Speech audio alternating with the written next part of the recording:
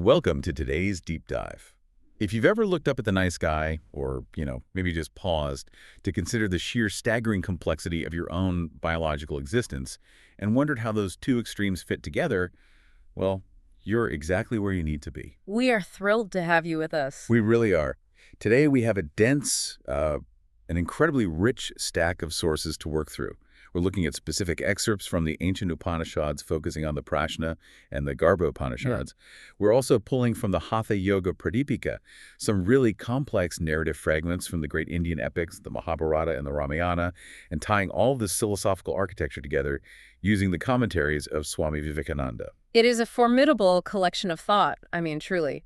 And what makes this particular stack so compelling for us today is that we aren't approaching these texts as mere historical artifacts or religious dogma. No, not at all. We are examining them as early, highly sophisticated attempts to decode the foundational mechanics of reality. These authors were asking the exact same questions modern physicists and biologists ask today, just using a different vocabulary. Yeah, that's the mission for our deep dive today, exploring those striking parallels between ancient Indian wisdom and modern scientific frameworks. We are setting out to decode how these early thinkers conceptualized the universe, the intricacies of human biology, and really the latent potential of human consciousness. And the crucial context here is that they were systematizing these theories thousands of years before the invention of the microscope. Right. Or the telescope, or the Large Hadron Collider. That context changes everything about how you read them. Through a modern analytical lens, these don't just read like spiritual poetry, they're deeply methodical. Exactly. They're attempting to map the laws of nature, scaling all the way from grand cosmic cycles down to the cellular and energetic levels. And what stands out to me is how remarkably clinical some of these texts are. Oh, absolutely. We are looking at everything from the thermodynamic physics of how the universe expands and contracts to a highly specific month-by-month breakdown of human embryonic development. So let's bypass the preamble and jump right in. Let's start at the beginning. Or, as these texts would argue, the absolute lack of a beginning. Right. Okay, let's unpack this. Yeah. Looking at Swami Vivekananda's explanation of creation based on these Vedic sources, he points out a fundamental departure from Western theological models. In this tradition, the universe wasn't created ex nihilo out of nothing in a singular, localized moment. No, it wasn't. Instead, it is conceptualized as a continuous, eternal cycle of manifestation. To really grasp the mechanics of what Vivekananda is describing, we have to look at the Sanskrit concepts of Sankocha and Vikasha. Okay. Sankocha refers to shrinking, or involution, and Vikasha means expanding, or evolution. The texts describe the cosmos as being continuously breathed out and breathed in by an eternal creative principle. Like cosmic respiration. Exactly like that. This massive rhythmic process operates in vast cosmic cycles known as kalpas. What is highly sophisticated here is how this framework elegantly bypasses the classic philosophical paradox of trying to generate something from nothing. Because it's always been there. Right. It functions as an early philosophical framework for the conservation of energy and matter. The sum total of cosmic energy remains constant. It merely alters its state of manifestation. But let me challenge that slightly, because I think a modern listener might hear breathing in and breathing out and think, well, that's just a poetic metaphor for the Big Bang and a subsequent Big Crunch. Sure, that's a common modern read. But Vivekananda's concept of involution goes deeper than that, doesn't it? He argues that for every evolution, there must be an involution. The complex tree is literally involved or folded up inside the tiny seed, waiting to evolve or expand outward.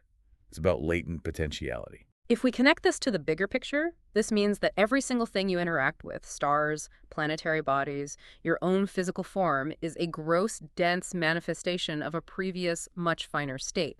Nothing is truly novel. It is just unfolded. Exactly.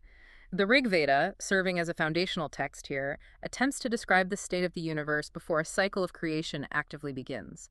It conceptualizes an unvibrating atom, or a atom. It possessed existence, but it lacked motion. But how does an unvibrating atom suddenly start vibrating? Doesn't that imply an external prime mover? If it's sitting at the precipice of time, perfectly still, what kicks off the cycle of Akasha? That is precisely where the concepts of Prana and Akasha come in. The texts argue that at the dawn of a new cycle, primal energy prana begins to vibrate. Okay. It strikes against the foundational matrix of space or ether known as Akasha. And Akasha isn't just empty space. It's not a vacuum. Right. It's the omnipresent, all-penetrating existence from which all form is derived. Through the vibration of prana upon Akasha, elements begin to combine, condense, and eventually solidify into the gross matter of the universe. Which is a striking parallel to modern theories regarding quantum fields vibrating to generate elementary particles. It really is an incredibly elegant way to describe the transition from a thermodynamic state of equilibrium into active expanding complexity. But let's bring the scale down. If the macro universe works on this principle of energetic conservation and manifestation, it makes perfect sense that these thinkers applied that exact same logic to the physical body. We are moving from the macrocosm of the cosmos to the microcosm of the womb. Yes. The Garbha Upanishad does exactly this, and I found it to be one of the most clinically fascinating texts in our stack. It represents a profound shift in scale. The core operating philosophy here is that the human body is a perfect fractal reflection of the universe. The identical laws of Sankocha and Vakasha governing the formation of galaxies are viewed as operating within the amniotic sac. Which is mind-blowing. The Garbha Upanishad essentially functions as an ancient treatise on embryology. And it doesn't rely on vague mysticism. It lays out a highly specific, observable timeline. According to the text, for the first day after conception, the embryo is a confused mass. By 7 days, it becomes a bubble. By a fortnight, it's a solid mass, and within a month, it hardens. Very methodical. Then the categorization becomes highly sequential. By the 2nd month, the region of the head develops. In the 3rd month, the feet appear. The 4th month sees the formation of the belly and hip. The 5th month brings the backbone. The 6th month forms the facial features, the nose, eyes, and ears. Right. And by the 7th month, the text states the embryo quickens with life, becoming complete in the 8th.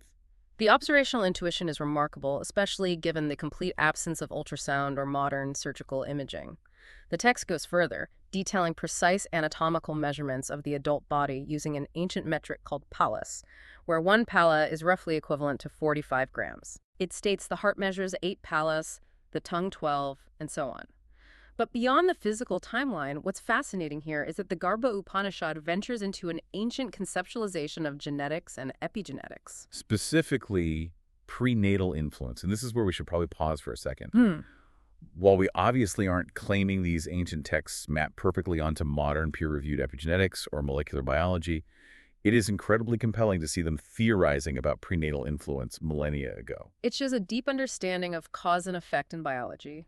The text explicitly claims that the mental, emotional, and physical state of the parents at the exact moment of conception acts as an energetic imprint that directly impacts the child's development. Precisely. It argues that if the parents are deeply agitated or fearful, that energetic state can manifest as physical challenges or stunted growth in the child.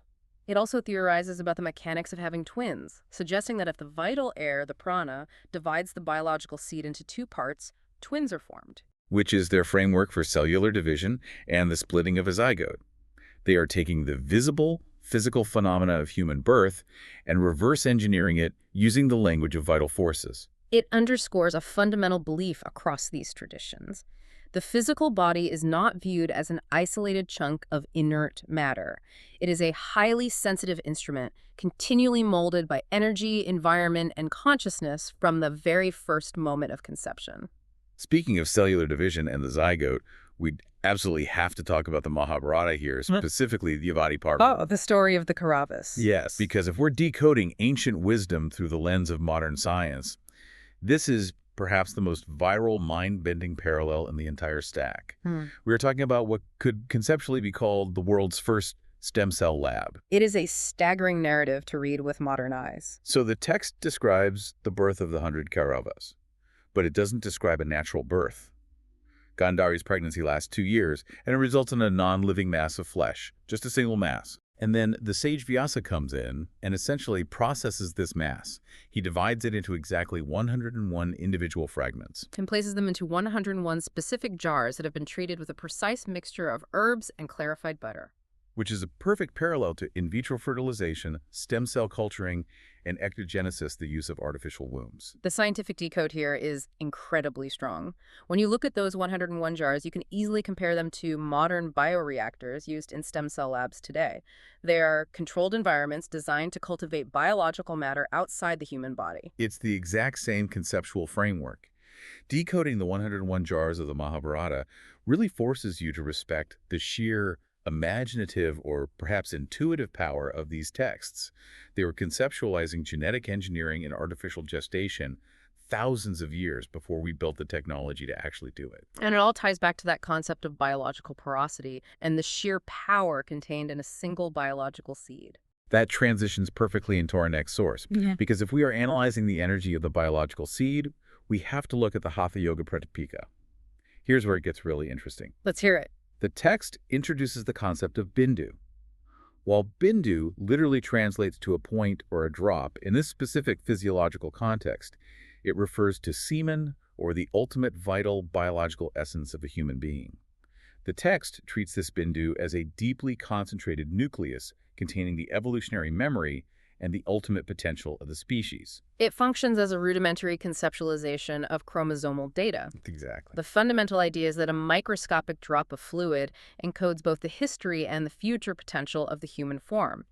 And because this substance is viewed as the absolute distillation of human vitality, the Hatha Yoga Pradipika places an intense, almost obsessive emphasis on its strict conservation. Let me bring up the specific analogy the text uses, because it forces you to look at human metabolism in a completely different way. It's quite a visceral comparison. It is. The text points out that a single emission of this vital fluid contains hundreds of millions of spermatozoa. It then metaphorically equates the metabolic energy required for the body to replace that single emission to the exact same amount of energy a 6-foot man would expend to swim 1.5 miles. It is a highly aggressive analogy, intentionally designed to highlight the hidden systemic costs of our biological functions. But wait, if the Hatha Yoga Pradipika is making that specific equivalent swimming 1.5 miles, are we supposed to read that as a literal metabolic ledger? Or is it a metaphor for spiritual and psychological exhaustion? It is largely meant to be taken as a systemic reality within their framework of a closed-loop energy economy. Okay. The text isn't arguing for a rigid moralistic celibacy based on religious purity. It is entirely focused on the biological and spiritual conservation of energy. The argument is that the constant expenditure of metabolic energy required to continually synthesize this highly complex vital fluid places a massive chronic burden on the body's systems. The digestion, the glandular system, the nervous system. Exactly. So it's essentially treating the body's vitality like a finite bank account. Yes. Over time, this constant drain and the forced acceleration of cellular replacement are cited in yogic philosophy as the primary vectors for cellular degeneration, aging, and ultimately physical death. Wow. By strictly preserving this vital energy, a practitioner attempts to halt the metabolic drain. The goal is to harness that raw, base biological power and forcibly redirect it upwards through the nervous system. It's internal alchemy. They are taking the basest, most raw biological material and transforming it.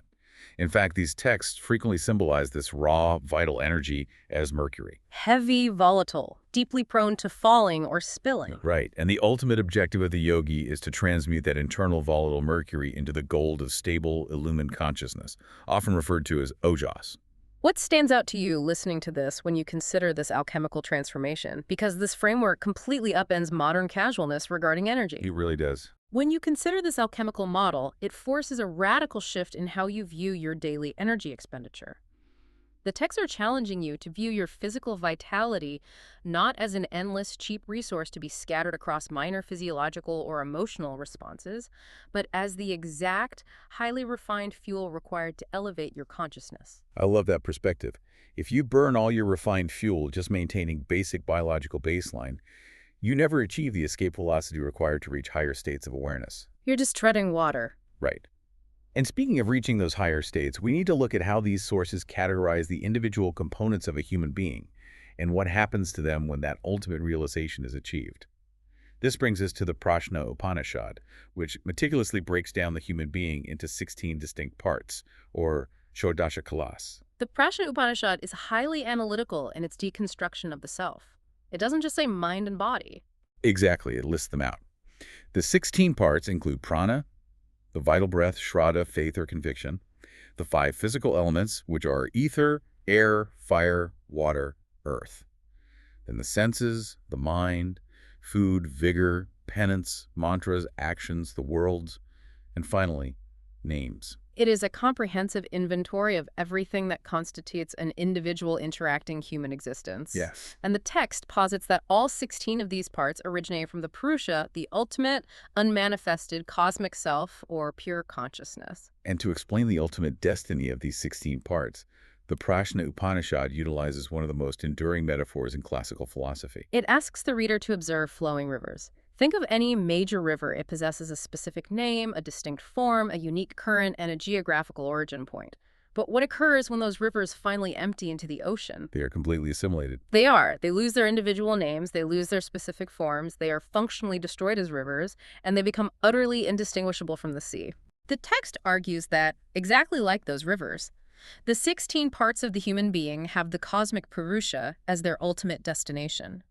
When a practitioner achieves true realization, when they transmute their energy and pierce through the illusion of separation, those 16 individual parts vanish upon reaching that ultimate reality. The specific mind, the ego, the physical elements. All of it. Their names and forms are destroyed, and they're simply called Purusha. At that precise moment, the individual is freed from the mechanical constraints of the 16 parts. It is the absolute dissolution of the ego. It's the realization that you were never an isolated drop of water worrying about evaporation. You were always the ocean itself. A beautiful analogy. But as intellectually beautiful as that Upanishadic philosophy is, we have to look at how these concepts were translated for the broader culture. The sources we pulled from the epics, the Mahabharata and the Ramayana, take these highly abstract energetic theories and stress test them through narrative mythology. The epics are crucial because they translate abstract physics and metaphysics into applied mythological action. They exist to push the boundaries of what these ancient thinkers believed was possible when consciousness fully masters the physical element. And some of these narratives read like high-concept science fiction. Take the story of King Yuvanashva from the Mahabharata. It is a bizarre, deeply complex myth. Very bizarre. The king accidentally ingests a specially prepared, highly charged sacrificial water. This water had been imbued with specific mantras and energetic intentions meant for his wife to cure her infertility and help her conceive a powerful heir. Because Yuvanashva drank it, the texts state that he literally became pregnant. Right. And after a century of gestation, because mythological time is highly fluid, he physically gave birth to a radiant, highly powerful son who emerged by tearing through the king's left side. It is a visually and conceptually jarring narrative. But let me ask you to clarify the mythological weight here. A modern reader looks at that and just sees an archaic, biologically impossible fairy tale. What is the philosophical payload the authors are trying to deliver by having a male king give birth? It goes back to the concept of prana and encoded intention. The sacrificial water wasn't just H2O. In the context of the myth, it was a physical substrate heavily encoded with the energetic command of creation. Okay. The philosophical point being made is that encoded energetic intention consciousness is absolutely supreme over baseline physical biology. If a massive energetic command is introduced into a biological system, the physical matter must bend and conform to that command, even if it completely defies ordinary physiological laws. Matter is subservient to energy. So it's an extreme narrative demonstration of mind over matter. Precisely. Which perfectly sets up the second story from the Mahabharata involving the sage Vipula. Vipula's guru leaves him with a highly specific task: protect the guru's extraordinarily beautiful wife from being seduced by Indra, the king of the gods, who is known for his shape-shifting and deception. A difficult task. Very. Vipula quickly realizes that locking doors or building physical barriers won't stop a deity. So he utilizes his immense, conserved yogic power to literally project his own consciousness, his prana, out of his own physical body and directly into the physical body of his guru's wife. It is an ancient depiction of astral projection resulting in a complete physiological override. Exactly. He controls her ocular movements, her nervous system, her speech from the inside. He essentially locks her physical form down so securely that when Indra arrives, she cannot even physically look at him or respond to his advances, despite her own mind potentially wanting to. Vipula's consciousness acts as a total system override.